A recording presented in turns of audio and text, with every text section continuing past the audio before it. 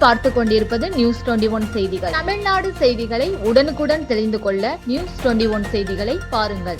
சென்னை காவல்துறை ஆணையர் மற்றும் போக்குவரத்து கூடுதல் ஆணையர் உத்தரவின் பேரில் சிறார்கள் இருசக்கர வாகனங்கள் ஓட்டி விபத்துகளில் சிக்கி உயிரிழப்பதை தவிர்த்திடும் வகையில் H8 போக்குவரத்து காவல்துறை சார்பில் காலடிப்பேட்டையில் உள்ள தூய பவுல் மேல்நிலைப் பள்ளியில் மாணவர்களுக்கு விழிப்புணர்வு ஏற்படுத்தும் வகையில் சாலை போக்குவரத்து விதிமுறைகள் குறித்து போக்குவரத்து காவல்துறை சார்பில் எடுத்துரைக்கப்பட்டது.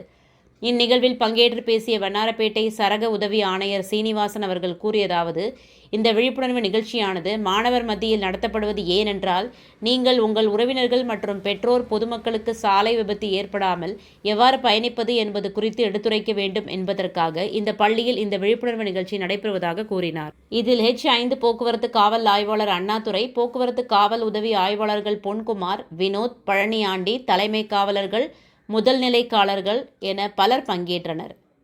மேலும் மாணவர்கள் சாலை விதிமுறைகள் குறித்த விழிப்புணர்வு பதாகைகளை ஏந்தி சாலை விதிமுறைகளை பின்பற்றி நடப்போம் என உறுதிமொழி எடுத்துக்கொண்டனர்.